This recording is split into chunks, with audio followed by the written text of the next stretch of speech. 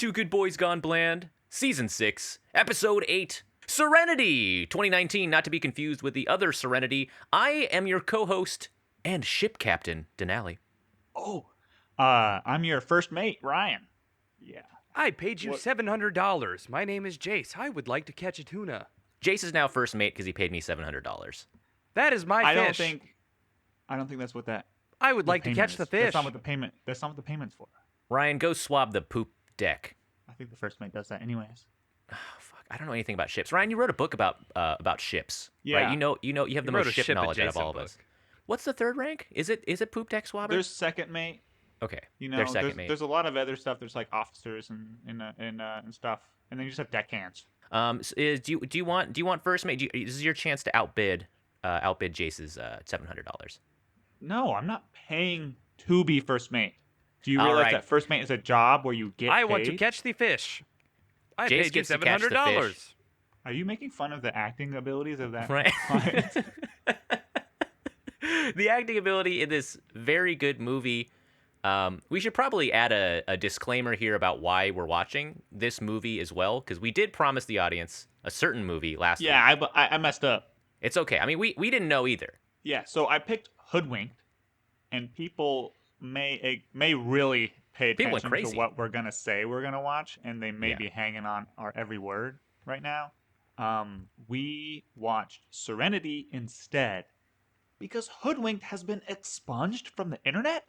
It's gone. You can't fucking find it anywhere. Well, I mean, besides ye old Pirate Bay. I was lucky enough. I watched it this week because Okay. I Legally. Yeah, I had a DVD copy in my closet that I did, That's brushed right. off, and we would never. right. And oh my god, it was amazing. It's like the perfect movie for our podcast, but instead we replaced the movie. And I randomly picked another Anne Hathaway movie, and it happened to have our boy Matthew McConaughey. So I thought maybe it's a 2-for-1 deal. Maybe we wouldn't be so upset. Yeah. I didn't realize that Hoodwinked was a So you were talking about it when you were sending messages about watching it, and I thought Hoodwinked was like a rated R movie. No, Oh no, it was a kids movie because I kids saw movie, it in yeah. theaters as a kid, Oh, which may not be the best indicator. But like, I know people were jumping and raving for a Hoodwinked review. We had to pivot because we are a legit and above ground podcast. Okay, we're here to support the arts and not steal from artists' pocketbooks. And we also know Serenity made like $10, so we just got to help these creators help feed their families and stuff. So maybe all of our money together, maybe they can like buy themselves a nice dinner for themselves.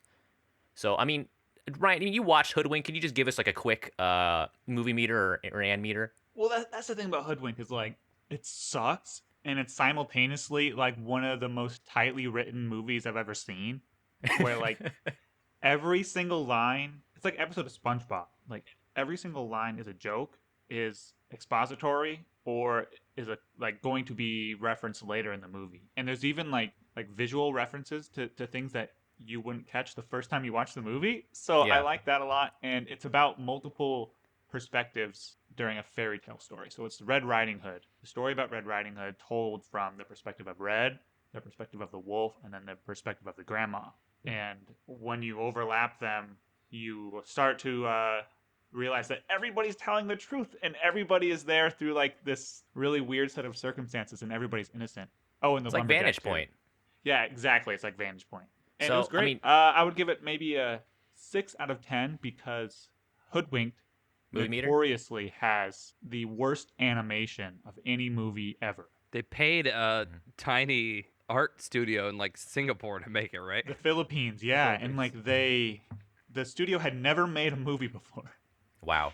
And the director had to fly there and teach them like how cameras would work in a movie versus like a video game. Wow. And so it looks like an unfinished video game because they couldn't reanimate anything, and they couldn't make any changes to the script after it was recorded and animated. So it's literally just the first draft of the movie. It's like what was published. They did, as a fun note, it did get bought off in the end by, I think, one of the Weinsteins, not the... Mm-hmm. And then they brought in some A-listers. Right. So they redid it. Oh, I didn't know that too. So they Yeah. kind of just did like a Apparently, it's like one of the most profitable animated movies It is ever. because they were. I mean, it was indie. It was like literally Yeah. independently funded until the distributor was able to like cash in on it because they were like, "Oh, this kind of bangs." Yeah, fuck. I wish. I mean, I wish we could have watched it. I'd feel bad because like our audience wouldn't be able to easily watch it. But like, if any of y'all have a DVD copy of Hoodwinked and you just want to send it to us three to send to each other, It's like then $5 just on Amazon too. yeah. We pay that much maybe then, for a digital download. Yeah, that's how much I paid to watch Serenity. Yeah, you can't even fucking rent Hoodwinked. Like I would have paid $5 or maybe $3 to rent it, but instead we had to rent this movie, which Masterpiece. I'm not gonna give a review of this movie yet. But this was a little wild, Ryan, because I had never heard of this, and that was Me for as like well. a specific reason. Did you guys hear about like the background of this movie? Like it's kind of really strange. Like apparently this movie obviously like bombed commercially and critically, and even though they have like huge fucking names in this movie, and it was partially because their distributor Averon Pictures collapsed, and then they like pulled all of the marketing and promotion for this movie like the last second. Apparently, like Anne and Matthew McConaughey were like super pissed because they were promised like a big like marketing thing. This is supposed to be a big ass movie, 2,500 screens, and then they pulled everything. No one knew about it, and apparently the company Averon Pictures is undergoing like an embezzlement fraud thing. The founder is like going to be charged with tons of like embezzlement charges. It's crazy. Like if you look into that company, its distribution. Apparently this movie was just got tied up into that whole like scandal in 2019. Wow.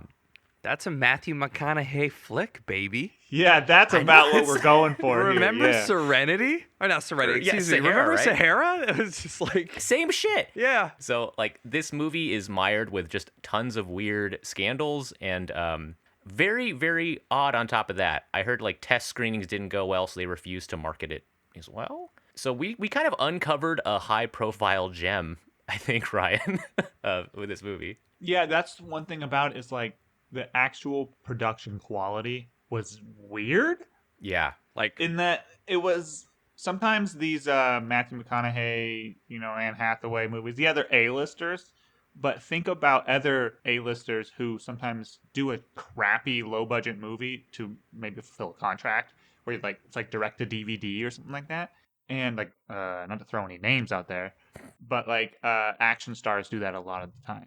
This I thought was going to be one of those, Yeah. but it turned out to be like an actual Hollywood like blockbuster production. And There was a lot of money in this. yeah, and freaking wild. I'm really excited to talk about it because I was completely caught off guard. And we should Yeah. put a disclaimer in here that like this movie was not marketed well. We just established that, but also like the marketing that does exist does not portray Yes. There's what no actually way. happens in the movie. And so There's no fucking way. spoiler It does. warning. If Oh yeah, you we should do a colossal thing here. Right, exactly. So like if you actually want to go watch this movie ever and get the full experience that like I had, and it sounds like Jason Uri partially had, you should stop the episode right now, pull over on the side of the road and watch the movie and then Yes. come back. Sorry, Brent. This might be another one of those. So sorry to make you late for work again by another 2 hours. But this might be another one of those watch it and come back movies if you're interested in a wild trip. You would, I'm gonna have to rent it. Yeah. I'm Jason, gonna hold intercept? back on this comment Yeah. until we get to the end here. Maybe you can Okay. decide if we need to cut this in because Okay, yeah. I'm that's not fair. gonna tell anybody to watch this fucking movie. Okay, that's there is fine. there's some fucked up shit in this movie. Oh I'll yes, say that I'm not too. saying Yeah. I'm not saying I watch don't even this care movie. about the fucked up shit. Yeah. It's okay. Well, either way, thank you for bearing with us and joining us. This is our second pivot. I mean, I know people super wanted to see us do Midsummer as well, and we did a mid-season I pivot watched with that one, and it movie worked. as well. It worked out. Okay. So we're gonna review Serenity. I hope you guys stick around because this is, I think, a Buck Wild movie and review. I think for this one. We should just name the episode Hoodwinked still, because it kind of implies. Oh, that's that, actually a good joke. Because Yeah. we hoodwinked the audience Yeah. into listening. Yeah. I think I'm gonna do that. I think this movie was kind of a hoodwink too. because when you watch it, you're expecting something, and you Exactly. get something so fucking So different. different. And the thing is, it's like I was 100% on board for what this movie was supposed to be, or what I thought. No pun it was. intended. Like, oh, Because it's a boat. yeah, a fishing movie where like Matthew McConaughey is a fishing captain and takes a guy out on the request of Anne Hathaway and is gonna off him in the middle Yeah. of the ocean. Like, oh shit, this is a Hitman movie. Yeah. But it's also Old Man in the Sea because it's obsessed with this fish. It's like one particular like Moby Dick style fish, and like I thought that was amazing. Like that premise was so fucking good. I would have watched this movie if that was the actual premise. And it doesn't quite go all the way with the fishing story. There's some twists Only and in other turns. ways. Yeah. It's so it does. And if I could say too, right? I mean, Anne Hathaway is one of the top billed actresses in this movie, but it's not really an Anne Hathaway. Yeah, I think was duped in that regard. Yeah, we were duped because this is more of a Matthew McConaughey movie. I think this is Vehicle, kind of yeah. like an unintentional mudroom redux. And of all of us who I thought would want to revisit Matt McConaughey's Mudroom, I'm surprised it was you, Ryan. That just is just a pleasant surprise. You wanted to dip your toe back in there. Well, okay, so let's say like we already had a Ben crossover. Yeah, We did. So then I was thinking, might as well continue it. And like, Right. it's okay to. If anybody's okay with watching a stinker, I think it's me. yeah. I purposely watch stinkers sometimes. I think the differentiation lies in that we kind of like Ben came into the room in his suit and he grabbed a glass off the table and he sat in the corner and he nice and tasty.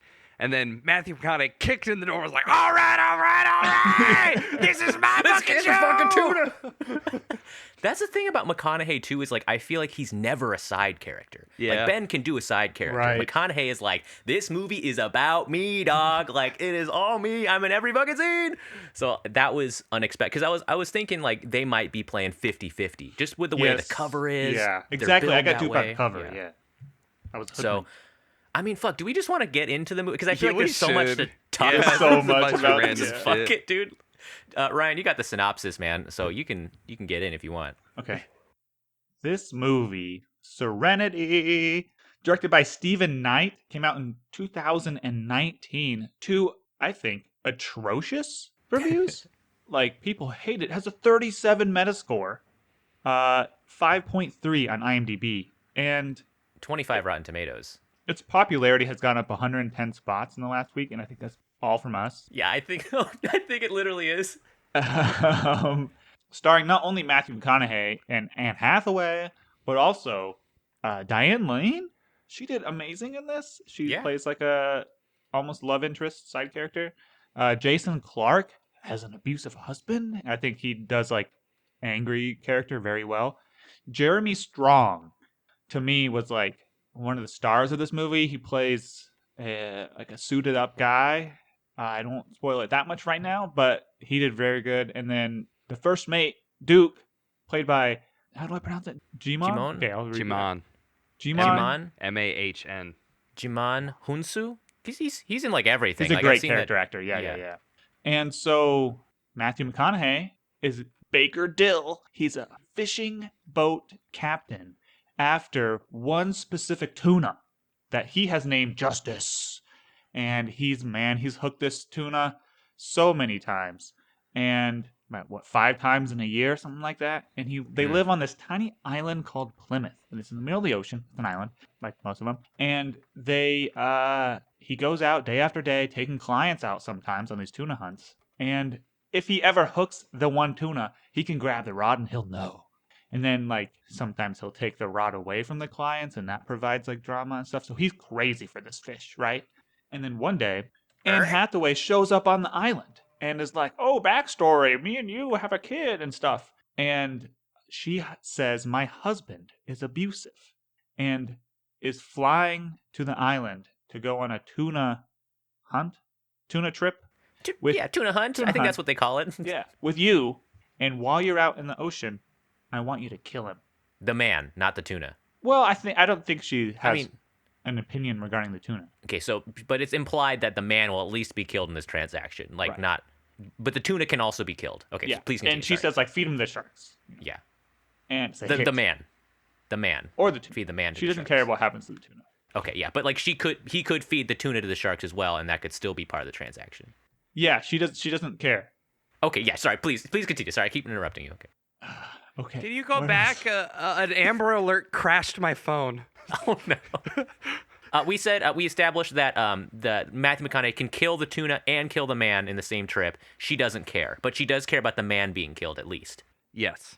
Okay, so please continue, Okay. Ryan. I just want to clarify for the audience. Are we clear on the tuna We're clear. aspect? I'm clear. Okay. She says, I'll give you $10 million if you do this.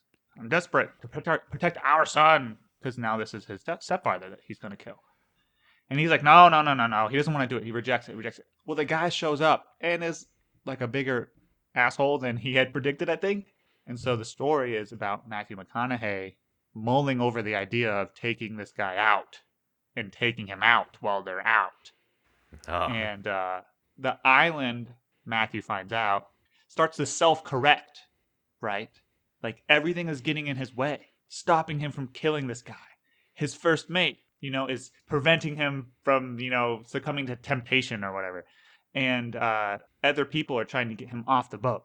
And then one rainy night, Jeremy Strong, this nerdy guy in a Sounds suit, like a shows up to romantic, his shows up to his shipping container that he lives in the middle of the night and tries to sell him what looks like a fish finder straight out of a video game. And he says, I know that it will track the tuna and it will give you what you want. You just have to take it on your boat. And Matthew's like, what's going on? Who are you? And Jeremy's like, don't kill that guy. And he's like, how do you know what I know? And then, so essentially, Matthew McConaughey is informed that he's inside of a video game. That's why he's not able to kill this guy, because the video game has a rule against killing. This is where our audience hits the pause button and they're like, wait, what the fuck? Hang on a sec. Wait, what was literally, Matthew McConaughey is told he's inside of a video game. And the rules prevent him from killing somebody inside the video game. And then so the rest, that's like 40 minutes into the movie. Yeah. And so the rest of the movie is him trying to kill the dude and the game's trying to stop him. Yeah. And we can go from there, I think. I want to. Yeah, go ahead, Jace. I want to make a note here. Probably two things. Just some clarity. You think my synopsis sucks? No, absolutely not. It was good. It was a good synopsis. I want to talk about fishing bluefin tuna. A fish that size, realistically, Okay. if you caught it and you fought it for that long, would die after you let it off the hook or after it escaped. Tuna almost literally cook themselves alive when you fight them for multiple hours. Oh my Yeah. god. So there's no way he would have hooked the same fish 5 fucking times. Well, Jace, it's like the Matrix, though. This is a super Yeah. tuna in the digital world. Yep. Yes, I know that. And then two, I just really disagree as a fan and lover of video games with this kind of notion that the game was stopping him from murdering the dude when the kid was the one making the video game, because didn't make sense. that guy makes the rules. It's like, there are rules here. It's like the guy making the game wants me to kill him. I mean, it's Yeah. just like Skyrim and Fallout. They like make it so you can't kill certain characters, even though you super want to. Children. Yeah, okay, I wasn't gonna say that, Ryan, but yeah, everyone's tried to kill the little It is the lamplight children. in children. Yeah, they are Fallout. no Little shits. And people have made mods so that you can kill them. I mean, he was getting railroaded in the game, and that's a big complaining factor of us gamer dudes. I wouldn't say it. Right out the gate, this movie kind of did a reverse Citizen Kane, and revealed the boat's name was Serenity right away. They kind of just zoom in. That was like the first shot of the movie. They're like, "This is why it's Serenity. It's the boat's name." Yeah, I thought that was actually kind of clever. I thought he was going to name the fish Serenity. Serenity. That would have been good. But I mean, have you guys all seen Citizen Kane? I don't mean to spoil an 80-year-old. Didn't movie. we all No, watch but it it's together in the most film famous class? movie of all time. Maybe we did. Well, I mean, that movie, if we were all in film Mm-hmm. class at Colony High School, you watched Citizen Kane. And I did know not Ryan. take film class with you. You didn't? okay. Nope. I took it though. But you guys immediately came out of film class and spoiled the movie for me, so I never watched it. You had the best movie ever spoiled for you. By you. Best movie Oh. ever. Rosebud, more like shit. Did nugget. you guys? Wasn't it like literally like 3 months ago that that movie had like 100% rating, and then a news snippet came out that gave it not 100% rating, and Yeah. it was like just found, and they were like, oh. And, everyone collectively sighed and felt better because Wow. it was no longer a perfect movie. It is. I mean, I would love to do an Orson Welles season because I think Orson Welles is hilarious. Like, one of my favorite clips is that Paul Masson champagne clip. Have you guys seen that Paul Masson No. champagne? You look it up on YouTube sometime. It's like he's like so hammered he can't like deliver the lines because he drank so much sample wine for the commercial. And he's like, "Oh, the French!" And like they do like 100 takes. He can't just say, "Ah, the French champagne." It's fucking amazing, and I think about it every time I see Orson Welles. He's awesome. Anyways, sorry. about Yeah, the sorry. movie Yes, Serenity. Please. Rosebud. Oh, I This, really, uh, I want to say, I really enjoyed This movie? but also the Ugh. side quest. Yeah, the side quests in this movie, yeah. like The side how quest he of had Matthew McConaughey's character was literally on side quests, and Si- they were some of them were literal fetch quests. This movie was a roller coaster, man. yeah. I mean, he's on all these side quests. McCann right out of the gate, like he is the greasiest and dirtiest I think we've ever seen him. Like this would have been breaking the meter of the McCann meter. His glistening wet white T-shirt the entire movie showing Yeah, off that his was ripped amazing. sexy bod. But then there's like, I noticed, maybe you guys get this, but like, yeah. he had like a weird bubble of air right next to his belly button. Oh, maybe it's a hernia. No. Yeah, Like, in the shirt. inside his shirt. When it was wet. I don't see that all that often. It's kind of interesting. Oh, like the shirt created an air bubble. Yeah. I think know it's that's such a- because Yeah. Matthew McConaughey has like a weird belly button. I think just thought it was distracting to me, where it was like, oh, look Huh. at his sexy shirt like dripping over his ripped bod, and then like, I don't know if it looks. I don't get my shirt wet that often, but like, it probably does that on me. I just don't notice. Well, I think his belly button actually does like expel some gas, and that's why he's always kind of like sounding like he's out of breath. He's like, "I'm Matthew McConaughey. Hey guys," and I think it's because he's losing so much air all the time from his belly button. In his daily life, he just plugs it with his finger when he's not being watched. Yeah, he has like a cork, and that's usually.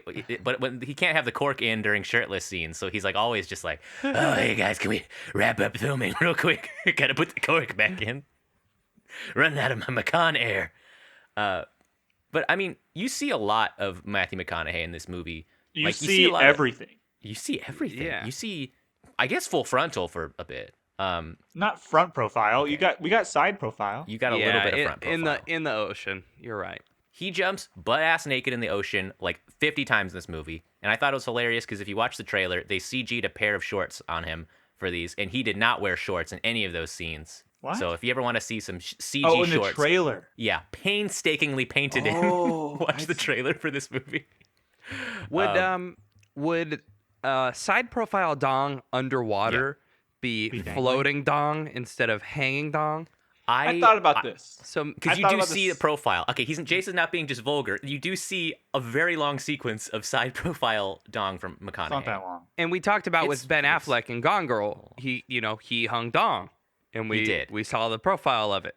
But in Which this is fine. one, because he's underwater diving downwards, I mean, theoretically it would be pointing back, much like a fin on a paddleboard. Yeah, I haven't done a lot of underwater swimming, but like I think he's wearing a sock over it to kind of not be like extremely distracting, but it was pretty distracting in the movie, in the scene. Like Kind a of weird that focus. he was just completely Yeah. naked with a child underwater. That was another weird thing. Well, because I think it's actually kind of a theme of the movie is that his son. Well, okay, so plot point is that his son is the one who made the video game, Yes. Yes. and the connection between the son and his father is like weird in that he puts his dad in a bunch of sexual situations. Yeah, Jace. I think now is a good time to note that not entirely touched upon that Matthew McConaughey's character, yes, is a depiction of his father, but is kind of leaned on as a crutch that he has some artificial intelligence. Right. This child is a genius in movie, says he's an IT student, and touching on kind of the technological advancements we've made recently. Matthew McConaughey's character is a part of this video game, but he is also somewhat an AI, so he has some leeway to act. Yeah. For me, that makes it a bit more confusing because then there aren't rules and there are rules. But I think that's a pretty important. It's kind of like Ex Machina situation where like the AI has confines in which it can operate, like rules. Yeah, because there was a throwaway line in the movie that was kind of in the background where they were talking about like, oh, neural networks and programming, creating consciousness within the system. So yeah, it is implied that he does have his own free will. But I do think the kid is designing some of these situations. He is, though. absolutely. It's very odd. He writes his own mom into the situation, into the programming too, which was also a little weird. And they, Anne Hathaway does play this mom character, and there is a very, very steamy sex scene between McConaughey and her character in this movie. Steamy might not be the word I would use. There was literal steam coming off of them. Yes, I know, but that's why I wouldn't. Steamy means something else too. So like, I wouldn't use it in a descriptive, physical descriptive term. Awkward, definitely. I would say. I felt very uncomfortable. I was squirming in my seat. Yeah, I mean, this scene. I mean, that scene is tied to a lot of different aspects of McConaughey's character that I also didn't like. Because it's established early on in the movie that he says things to push people away, to get them to do things because he feels bad for them or something. Like he tells his first mate, he's like, "Oh, you haven't been able to catch shit since your wife died, so fuck off my boat." But he's saying that because he really cares about him. He wants to get him a better job. And he says something really shitty to Anne Hathaway's character after that sex scene they have to also push her away. And I just feel like I won. It didn't I make beat him.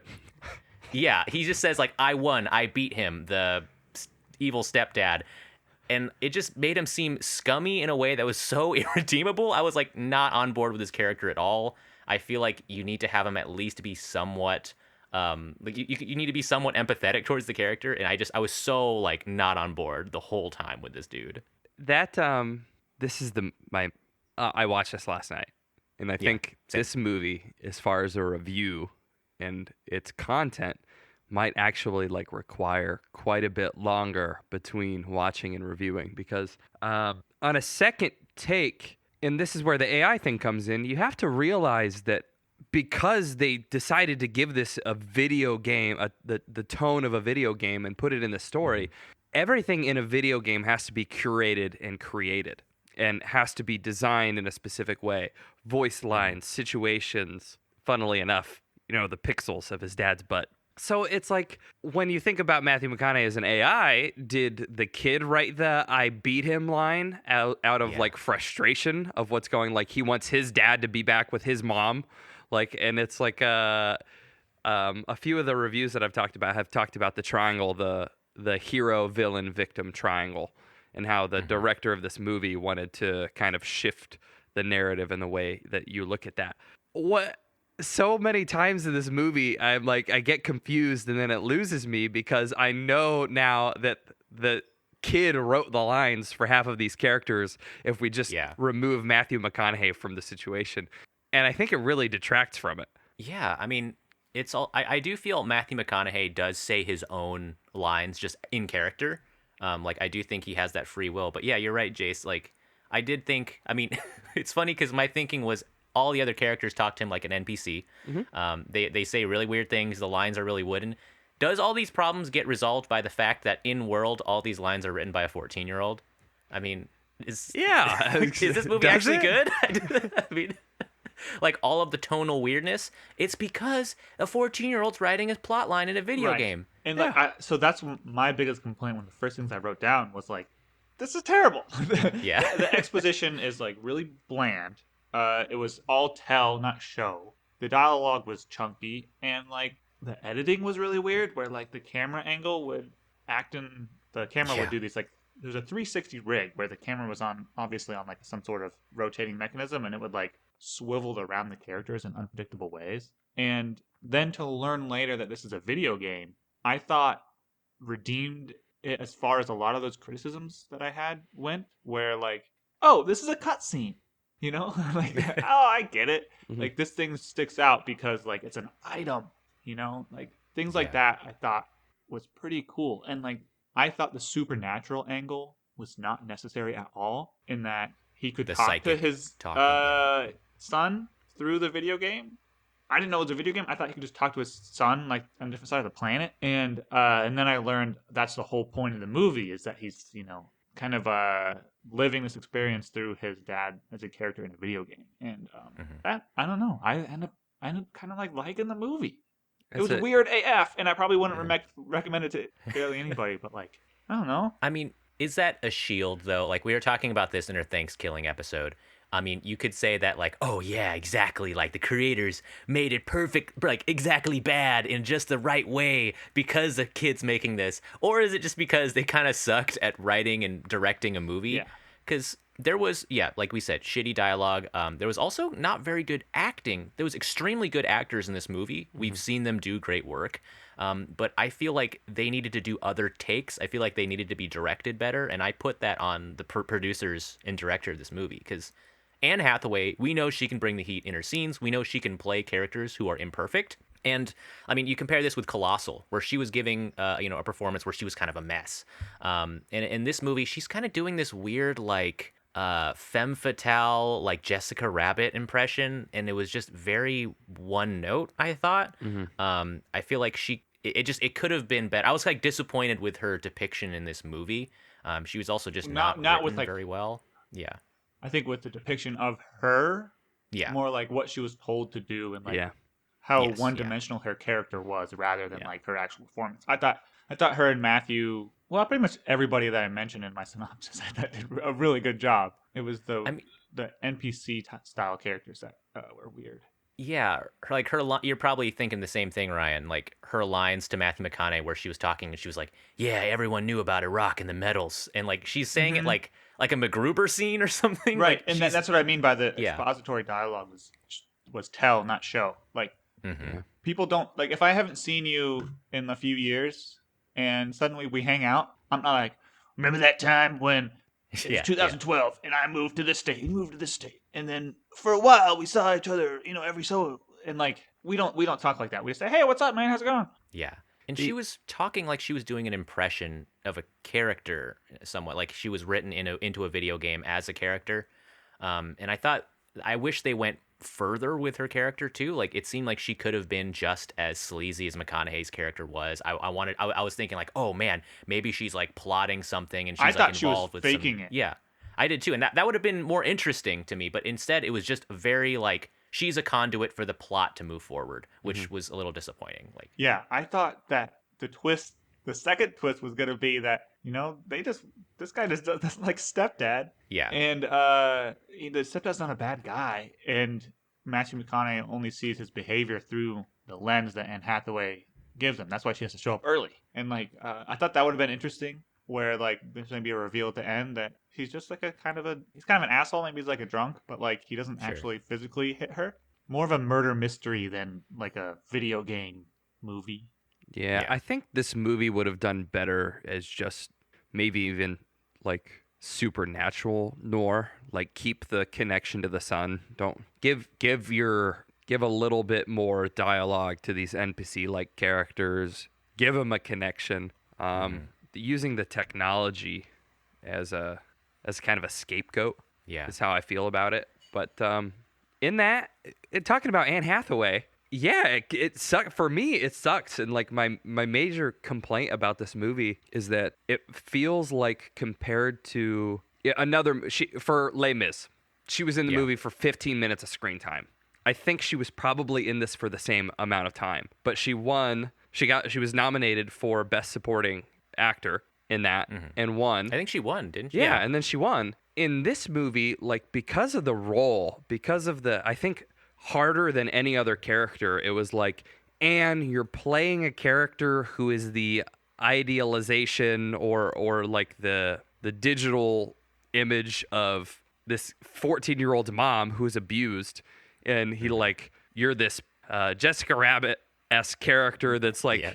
that's like gleamed up and shows up and gets back together and connects with the dad that's dead. And it's like, she was really robotic.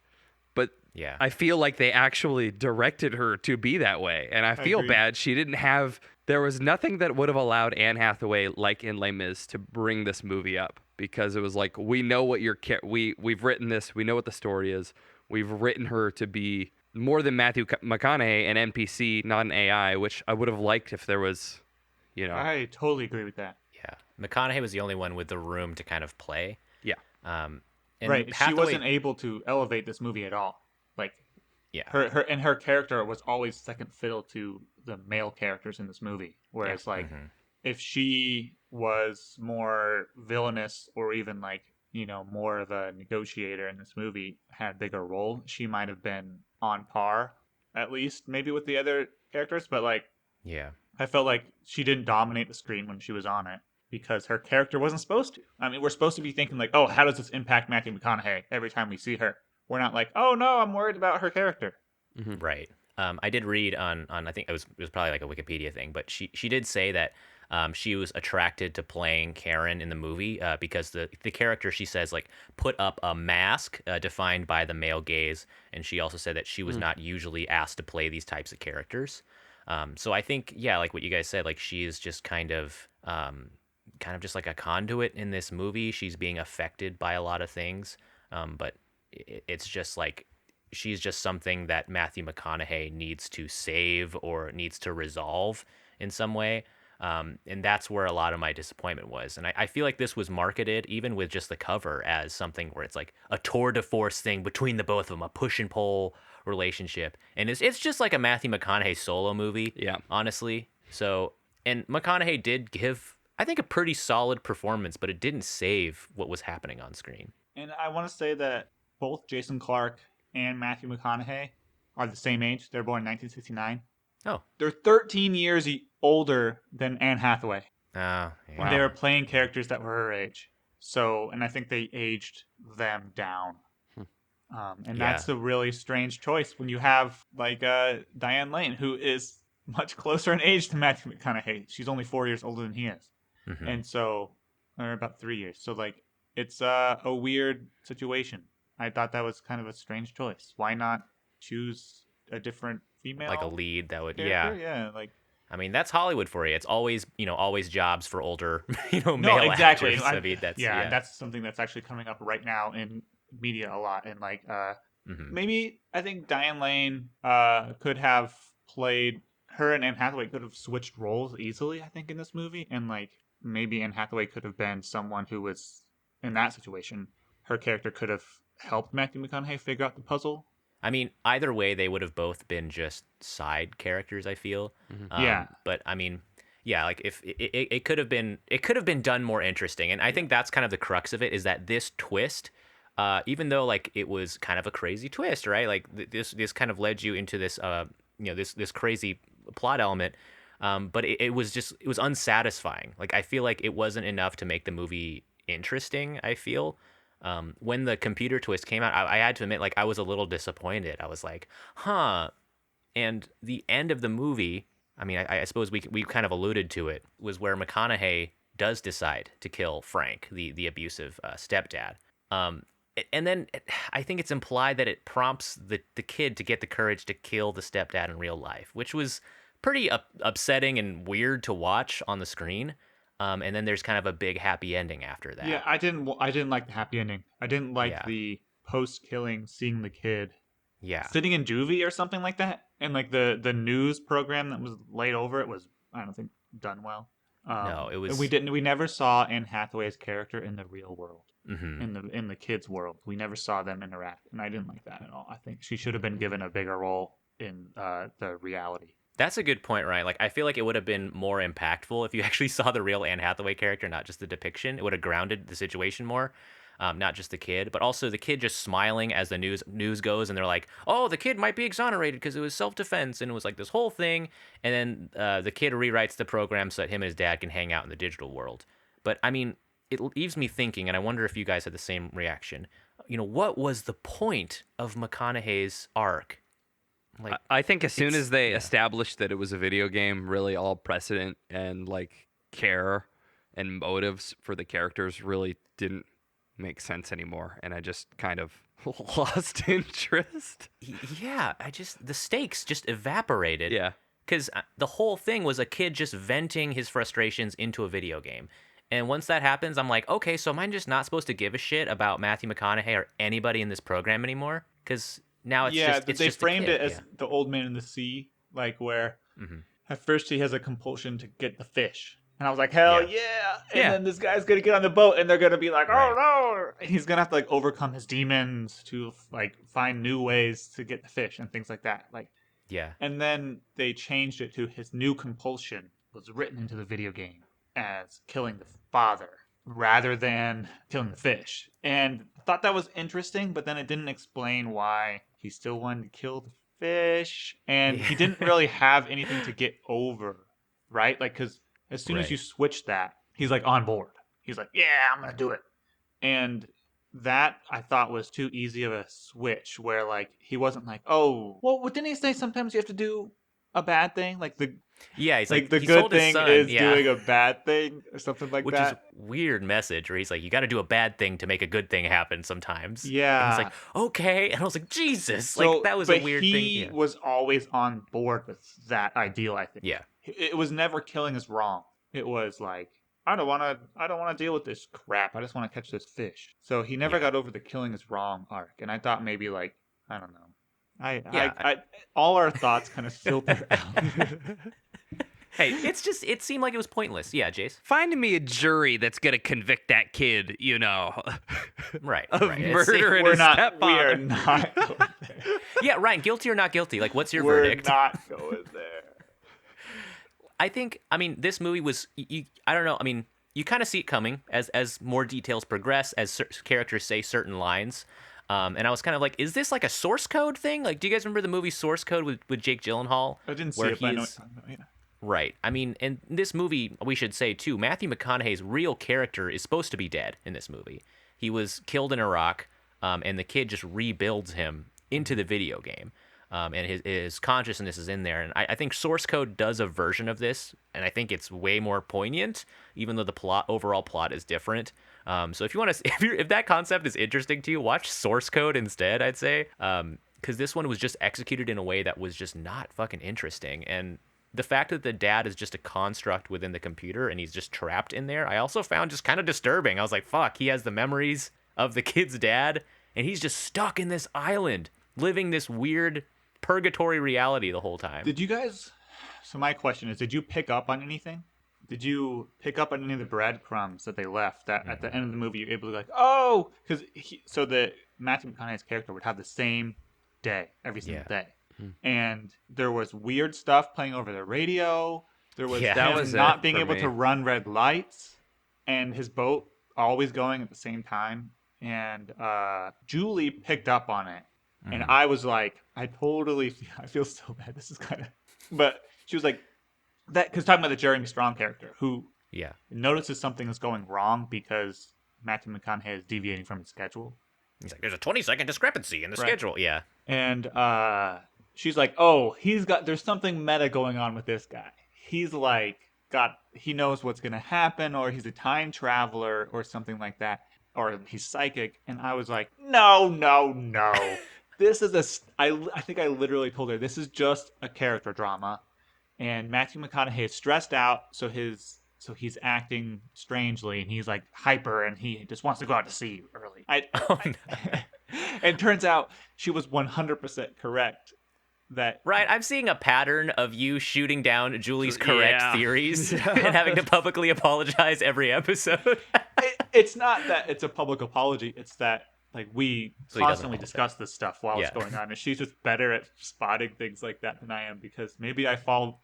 She spots it. You say she's wrong, then she's right, and then I think I fall for the twists harder than she does.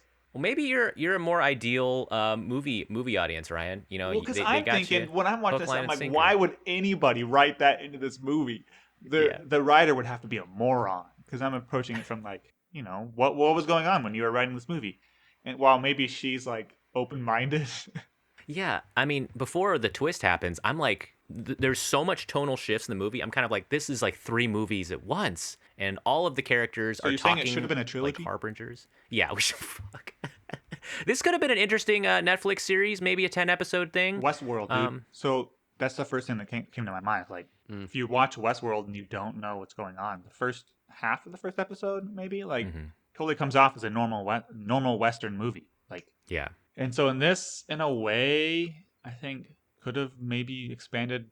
If you're gonna have a twist that's that fundamental, maybe you do need some longer form content. Maybe. It just, Ryan, like, it didn't feel earned for me. And especially the ending, too. Like, the big, epic, happy ending, and the digital thing is, like, reforming into, like, this thing where you can be with the sun. It just didn't feel like I was built up enough for that. Everything just kind of suddenly happened, and I felt like it was cheap. Kind of like The Last Thing He Wanted, where you have that ending where Anne Hathaway gets shot. And it's supposed to be deep and amazing, but it's Spoilers. totally not. Yeah. Did the kid die? No, the kid's fine. Yeah, the kid in this movie? I mean, what are you thinking? Eventually, I mean, He reunites with his dad in the digital world, whose dad is died and is in the digital world, and then the last thing we see is him sitting in the chair thinking about the digital landscape. Is the ending of this movie more fucked up than we thought? I thought it was just like he had a VR helmet on or something. Or that's some what I shit, thought man. when I finished it. That was like he was just programmed I mean, for VR. you could have a Cracked.com-esque fan theory, though, where everyone's dead and the kid died at the end. I mean, let's do a GBGBs Fix-Its real quick. I mean, like, how can we make this movie better? Like, can we do a quick GBGB Fix-It? Literally cut out the video game bullshit and just give him a psychic connection with this kid through the water. yeah, I agree. Yeah. Or go harder. And With the noir, like on the... No, with the video game stuff. Like, this is in a weird middle ground where, like, only one character existed in the real world. If you're gonna have an alternate reality thing, there needs to be more connecting you to the alternate. Like, I don't understand.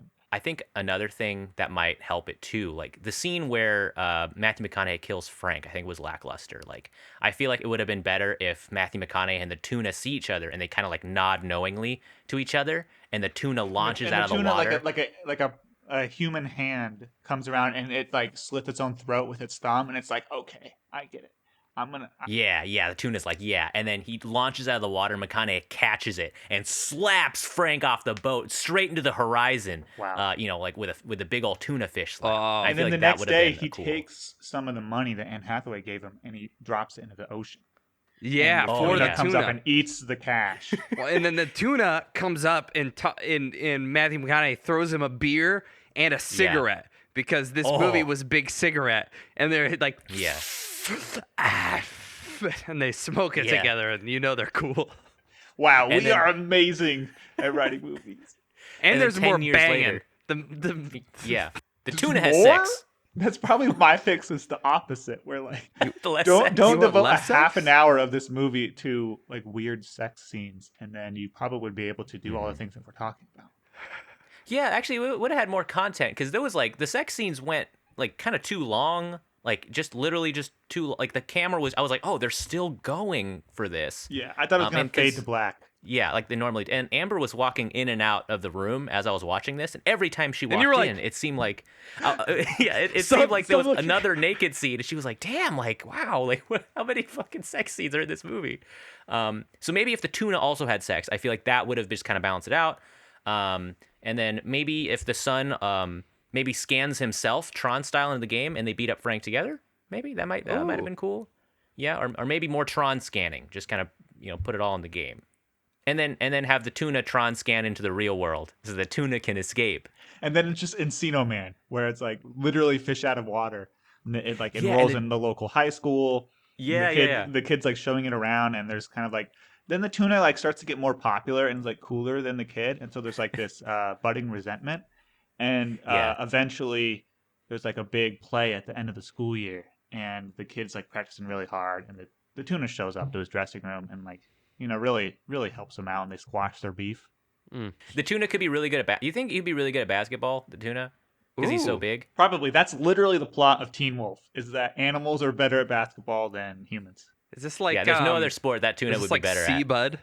See, The it would tuna's be name so is Buddy. stupid if the fastest swimming animal in the fucking world plays soccer. And they just like wheels him around on a skateboard. Or just water polo, guys, would like legit work. That tuna would fucking take lives in a water polo yeah, dude. situation. 1,000 pounds. Like that would have been made the movie so much better. Is there anything else we could think of that could make the tuna relationship better with McConaughey? Like maybe at the end the tuna buys a house and they kind of see each other and they're like, long time no see, and they're just sitting on 2 beach chairs together, drinking Coronas, and it's like a nice resolution. And they kiss. And they make love. Yeah. Yeah, Matthew McConaughey needs to be making love to more characters in my version. So halfway through the movie, the twist is revealed that the tuna is Matthew McConaughey and Matthew McConaughey is the tuna. Oh, they switch bodies. Yeah. Freaky Friday. Yeah. So that so the reason why the tuna is trying to, or Matthew McConaughey's trying to catch tuna is because he's trying to get his old body back so they can switch back. But McConaughey's like, fuck that, being a tuna's way better. Fuck being a human. what if the tuna is like, I've got to catch that fish and kill it so that I don't switch back into my old body? You know how many times a tuna can have sex in its lifetime? Fucking once, okay? Okay, humans can do it a bunch of I don't times. think, no, tunas don't spawn like salmon. They don't? Don't all fish No. climax once and die? No. That's why I thought they wanted to switch. Okay. In canon, if it's a video game world, Yeah. the rules can be whatever you want. So sure. Wait, tunas? Wait, hang on. Sorry. Like, let's send the jokes out of the room real quick. Can tunas more than once in their life?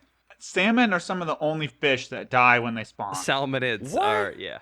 I only know all my fish knowledge comes from salmon, so like that's gonna be a big issue. Wait, so tuna can do it multiple times? Tuna spawn once They per don't do year. it. They spawn. And a bluefin tuna Sorry. lives for 40 years. So a tuna's doing it 40 times. Okay, so that tuna has no issues. No issues just with thought- what? What are we talking Nutting about? more multiple times in a year or in a lifetime. Because I thought he would, he want to experience human life. He'd be able to smoke cigarettes and drive cars and stuff, and more than once. Speaking of that, yeah, like there's some serious implication that Matthew McConaughey went back for round 2, not 1 minute after, finishing a sex scene. And Oh yeah, it's pure endurance. I mean, he's there for the money, so it's.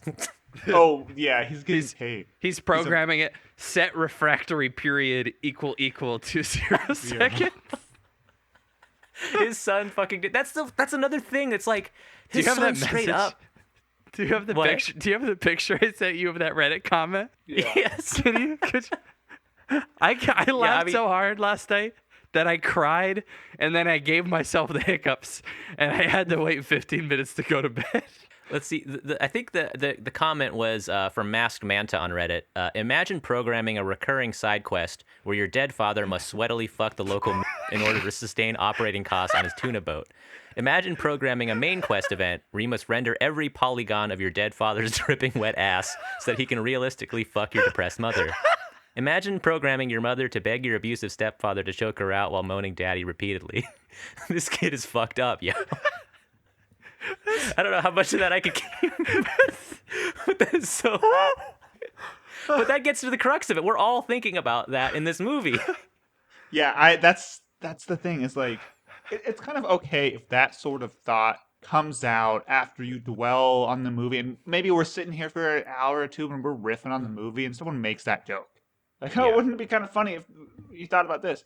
But I think every single person who watched this movie instantly was like, wait, did the kid program that? Oh, I mean, the kid in world is like, he is pretty traumatized and he is fucked up. And so it is entirely possible that he's also just projecting weird things into the game. But it's such a weird detail to include, and I feel like it makes the audiences have a weird reaction to it. Mm-hmm. I mean, with that, do you guys want to get into the meters for this dang thing? Alrighty, we got the first thing is the Hathowometer in this movie, and we'll see how this goes. Jace, you got the Hathowometer. How Hathaway-y was this movie? Yeah, I alluded to it earlier. I think at the time of this movie, 67 episodes we released, and I had some messages to Ryan. It wasn't in the recording. I said, I think this is probably the worst movie we've ever chosen to watch. I was shitting on it. But then I said to him right before we recorded, I was thinking about pitching this because I did not realize how little Anne Hathaway was in it. And we made the point earlier that she was not given free reign to bring this movie up in any way. The role was a character in a video game written by a son that's one-minded, that needs to be acted this really specific way. Whether or not she did that well, just because of how I feel about the movie, is like really muddying the water for my meter. And like, I kind of wanted to say no comment, no score given, and just walk away from it. It's like it's like an NA.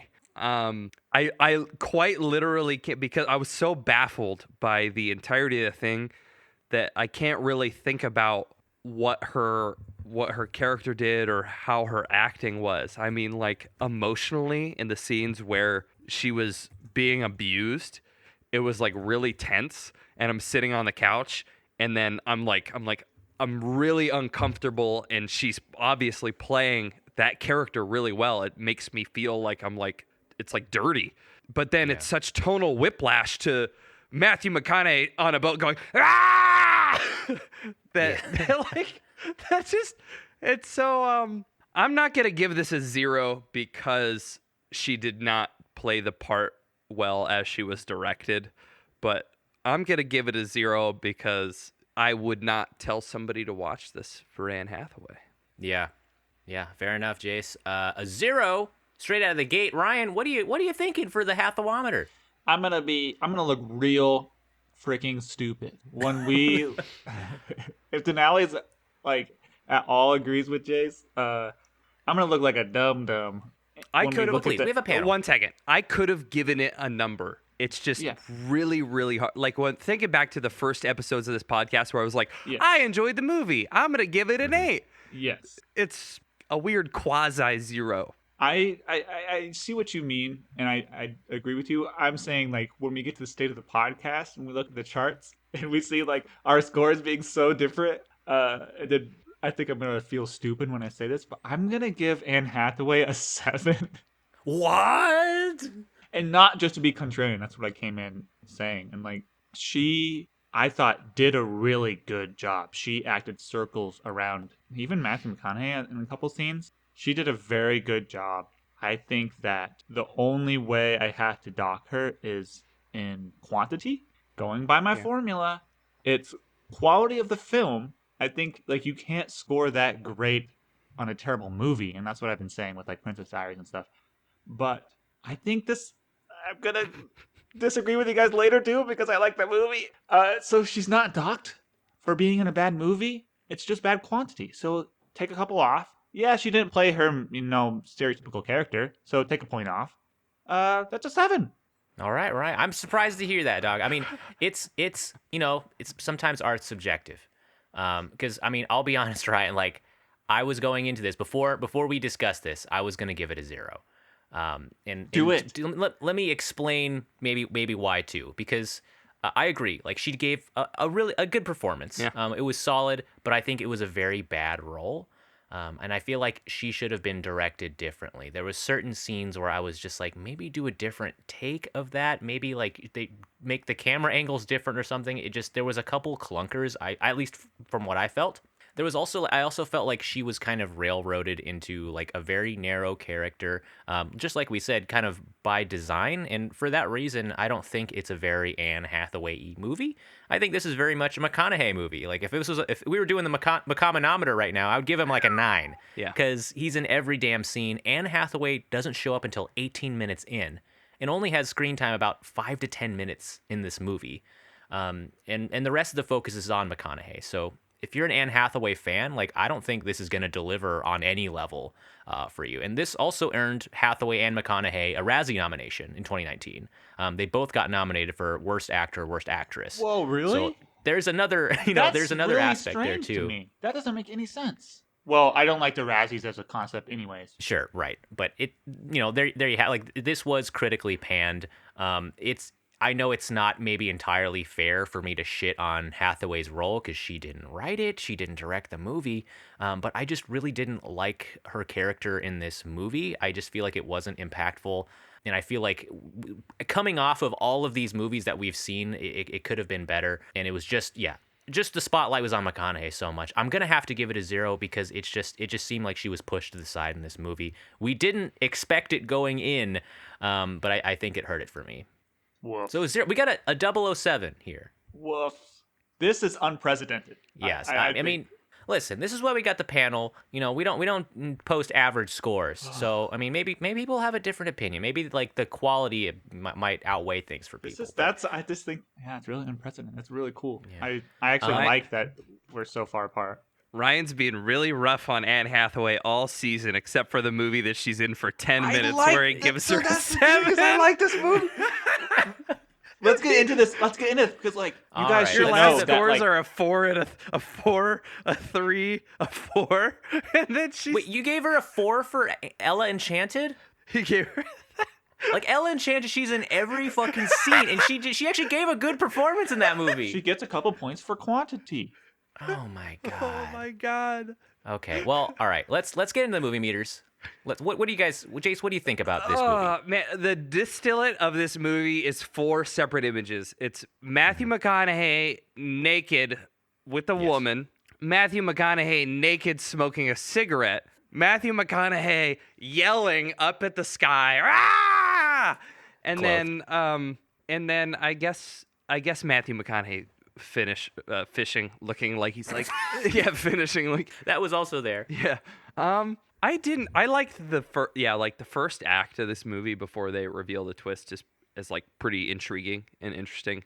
Except when you look at it through the lens of we're trying to review an Anne Hathaway movie. You're like, the scenes and the shots are beautiful. I was actually amazed. I was blown away. Like a lot of the time you're staring at the scenes in this movie at the beginning, you're like, wow, that looks great. Whether it's digitally edited or it's just what they were capturing. So like visually very, very pleasing to see, but like I can't get past the fact that I think there are some gaffes and it's a bit of a crutch to use this is a video game. It's being written by the kid, just because after you get to that point, you kind of rethink the logic of everything behind it and what's going on and whether or not Matthew McConaughey has free will and the character is making these decisions, or the kid is making the decisions for the dad because he's playing as the dad. That being said, I guess an interesting twist. Overall, I got done and I just didn't like it. I thought this is I feel bad. I gave Princess Diaries a 3, and I'm just like, for me, I think this is probably my least favorite movie story-wise that we've watched over 60 movies. Did you think PD1 was better than this movie? Oh, I gave Princess Diaries 1 like a 7 or an 8. Oh, PD2 was what you gave a 3. Yeah. It's I think And they're I've very seen similar it, movies, I should say. I think I've seen it a few times. This is the best bad movie ever made. Like, there's some care to it. It looks good. It's got some A-list actors. Matthew McConaughey is going off the rails. He's absolutely insane. If this was the mudroom season, this movie might be getting up there. He's like chain smoking cigarettes in different scenes, pounding alcohol, like, again, it's crazy. I'm going to give it a 2. I don't want to go so low as my Hathometer, but I didn't enjoy it. I'm not recommending it to anybody, and I think it needs to have a pretty drastic reboot and focus on the noir and killing a guy in a boat as opposed to the rules and the logistics of an AI operating within the bounds of a video game, because that made it muddy. I'm interested in video games. I don't think that worked out. All right, fair enough. So you're giving it a 2, right, Jace? Yeah, I'm giving it a 2. It is most certainly a movie, and it looked Yes. good. No one can deny it was a movie. Ryan, what are you feeling? I mean, you're hinting at you might have a little more higher score on this. So what are you feeling for Serenity? Yeah, this is gonna be maybe the opposite tone, right? Where like I like the movie, so I'm going to give it a high score, even though I don't think it's a good movie. Like I think it's very polarizing. Where I watch a lot of bad movies, most of them during the Anne Hathaway season. But Come I think on, there's an man. enjoyable bad movie out there that, like, gonna hit with everybody. Is this movie gonna be anybody's favorite movie? No, but I liked it. I don't know. I like the video game thing. I had a good time watching this movie. Yes, I was so uncomfortable watching the movie, but I thought like it was uncomfortable on purpose. And that's okay with me. Like as long as they're framing, look, domestic violence and family abuse is terrible. It's atrocious. Like it's a terrible crime and you should never do it under any circumstances. It has victims beyond what, the perpetrators can even imagine. And that was in this movie. That's part of it. And then I like ocean movies. That's kind of my whole vibe. That's like my whole thing. And like Old Man in the Sea, it's a classic story. I don't know. There's things that were weird. We talked about with the editing. I didn't like with the camera angles and all this kind of crap. But like, okay, yeah, it's kind of like a stylistic choice. I'm not gonna rag on them that much for that. It's not perfect. I'm not gonna rate it very high, but I'm gonna give it a 6. I think that's more than fair. I think it's too. Objectively, it's not a 6, but like subjectively, I like the movie. So my favorite part was going back and thinking about moments early in the movie after I had finished it, and especially with the script. I think the script was very purposeful. I don't think it was good. I think it was purposeful, and that at the beginning everybody's talking about, oh, that's against regulation. Can't do that. It's against regulation. Can't take you out on the boat without a witness. It's against regulation. And then later, as soon as the word video game is introduced, that switched to rules. Oh, can't do that. It's against the rules. Oh, can't do that. It's against the rules. And then everything gets like kind of shifted like that. We don't only talk about the dialogue and like, but we talk about the way that characters start interacting. Like it's not just they have personalities and behaviors. It's that they have scripted movements and they have scripted things they're allowed to do. And I don't know. It's kind of cool. Not every movie is doing that. If more movies were this ambitious, I think the movie industry would be in a better place. So a 6. Alrighty, a 6. 6 tunas. I'm trying to think about what my opinion of this movie is. I mean, reacting to the end, but also throughout, because I feel like this movie, we already discussed it, had a lot of logical flaws and conceptual ones. But I think for me, it wasn't quite as effective. I think the villain character, even though it was played very well, I mean, that actor always plays really gross characters. It's kind of his typecast. But I didn't like the way he was written either. It felt very cartoony and cheap. He's written like a villain in like one of those dadcore movies where it's just designed to make you so crazy angry that it kind of yanked me out of the movie a little bit. It was just almost too much. It was very one-dimensional. And when I have a villain like that, at least for me, it's hard for me to connect with the concept of the movie. And also, when the twist came out, like the build-up for the twist, I thought was actually pretty good. I was fascinated with the movie. I wanted to see where it was going. Some of the hints and the breadcrumbs they're leaving throughout the movie, it kind of gave me that sense of like excitement. I'm like, oh shit, what's gonna happen? But as soon as the video game twist fully reveals itself, that's when some of the excitement, I think, kind of went away from me. I felt like it wasn't quite effective in that regard. There was some pacing issues. I felt like for me, midway to the end of the movie, where I was kind of checking the clock a little bit, I was like, oh, I don't know if I'm really into this.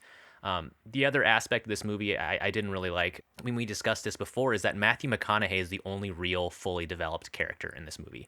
Everybody else was completely underutilized. I mean, you have actors like Diane Lane, you have Jimon, and you have Anne Hathaway, who just were playing very one-note characters. I know that was an aspect about the movie, but it made it kind of boring for me to watch because I just felt like Matthew McConaughey was just an island in of himself. This conceptually, it was interesting, but the ending too kind of fell totally flat for me. The happy ending where the kid leaves the room with his dad's buck knife and stabs his stepfather, and then comes back and kills him, and he's just like smiling into the camera in juvie.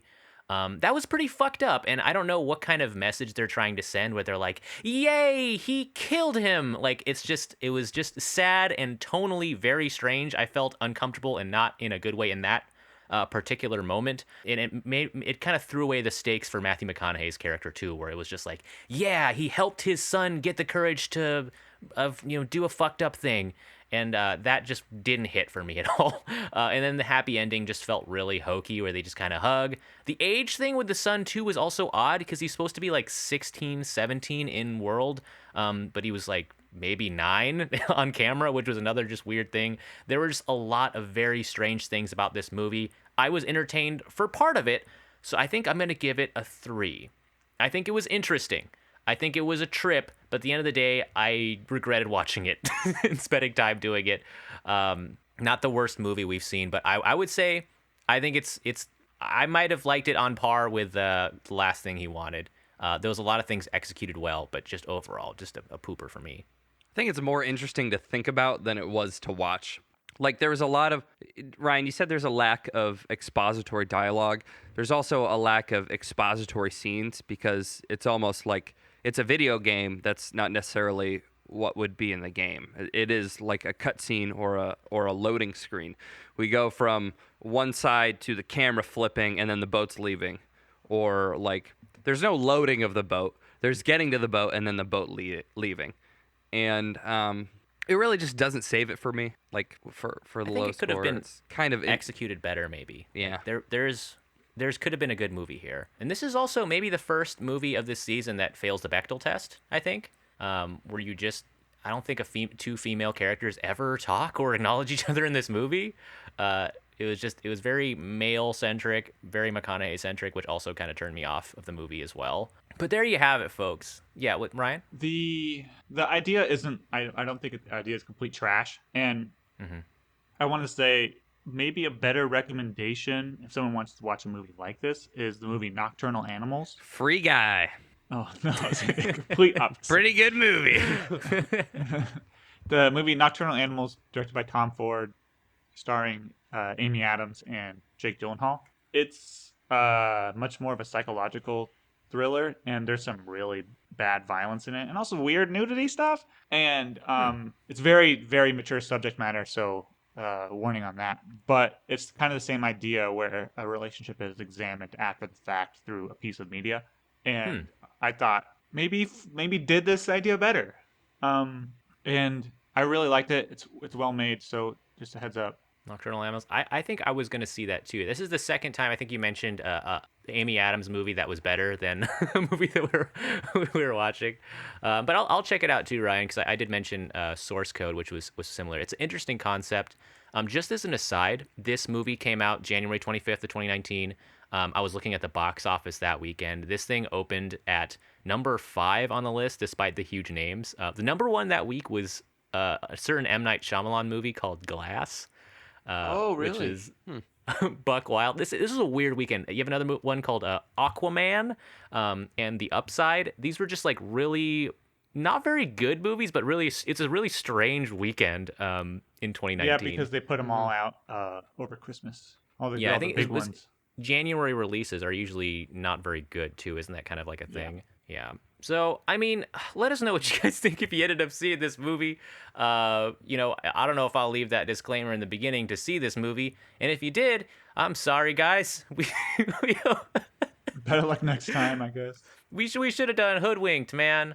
But Hoodwinked kind of shit the bed with their whole thing. I wish we could watch it someday. I don't know. Maybe it's an Anne Hathaway movie. Maybe it's episode 12 of McConaughey's Mudroom. Jace, you got this next synopsis, or in the next movie pick as well. Please deliver us from the temptation of McConaughey once more, and give us a good Anne movie. We're approaching episode 9. We're gonna watch Hustle. Wait, which one's Hustle? Is that with Rebel Wilson? Yeah. Or I don't know. Okay, one of you would have to know because I haven't watched Ocean's 8. I want a movie that she's in a lot. Is she in Ocean's 8 a lot? I don't think so. She's Probably not even not, like the 'cause third build. Because it's like like an ensemble thing. She's not Brad Pitt and George Clooney equivalent in like the original Oceans. She's like one of the other recruits. I'm imagining she's first billed in in the Hustle. I'm not sure if she's you want to do Hustle, she's playing just side by side with Rebel Wilson. Yeah, and it's 2 con women. Yeah. So we're gonna go with the Hustle. It does have a pretty low Metascore. Yeah. I have seen it before, and I thought it was like quite a while ago. I think you've seen the Hustle. I think on a plane. This was a comedy with Rebel Wilson, and are they like secret agents? Is that kind of the concept with this? No, I think they're like con artists. They're con artists, and Rebel Wilson is attempting to learn and out connive Anne Hathaway. All right, cool. I'm down to watch Hustle with Rebel. I need something light and Hustle fun. is a different movie. The Hustle. It's like the Batman. No, I don't think so, because those are related. After watching this. Because, this movie was a bummer, too. Like, it bummed me out. It fucked me up a little bit. I need something fun. And The Hustle was something a couple people responded to on our Instagram, too. So there's people want to see this dang thing. Yeah, I'm picking this because of the fans. If you cut out all the inane nonsense we just said right before this is for you. That's right. We don't do much for the fans. I feel like we should throw them some more bones. Here you go, little doggies. I'm giving you my bone. Maybe we shouldn't. Here's some of Jace's bones from the tasty skeleton man himself. So, join us next week for The Hustle. Watch us hustle in and finish off this Anne season strong. We got one more episode after The Hustle. Let us know what you think. Hit us up on social medias. You know our name already. And as always, hustling and rustling and busting it up. Reviewing Anne Hathaway movies is what's up. Yes.